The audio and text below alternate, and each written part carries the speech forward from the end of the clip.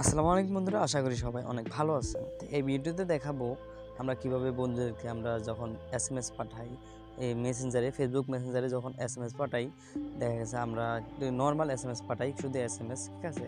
আমরা কিন্তু অন্যরকমভাবে স্টাইল করে এসএমএস পাঠাতে পারি, মানে বিভিন্ন ইফেক্ট দিয়ে, ঠিক আছে, আমরা এসএমএস পাঠাতে পারি।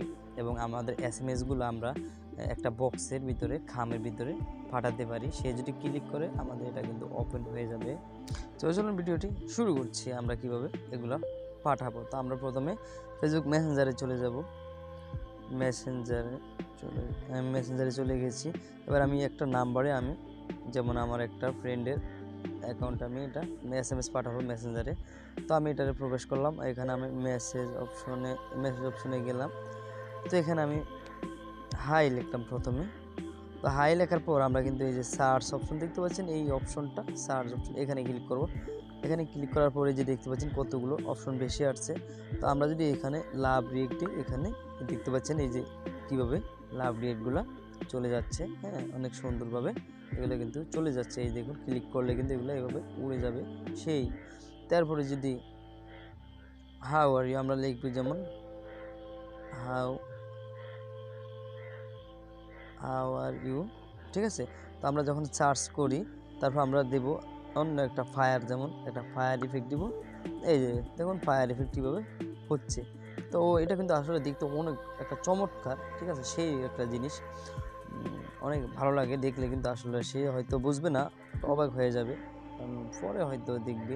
তো দেখুন আমরা এরপরে কী করবো, বক্সের ভিতরে আমরা কীভাবে এসএমএস পাঠাবো তাদেরকে, যে এখন কি লিখবো, কোথায় আছো তুমি, হ্যাঁ, যেমন আমি বাংলায় লিখছি, তুমি, আমি ওনাকে তুমি বলি না, ঠিক আছে, আপনি কোথায়, আপনি কোথায়, ওহো আছেন, ঠিক আছে। ধরুন আমি আপনি কোথায় আছেন। তো আমি যদি আবার এটাকে পড়ি, আবার এই যে এদিকে টেনে আমি কী করবো, এই যেখানে দেখতে পাচ্ছেন বক্সের উপর ক্লিক করে দিব।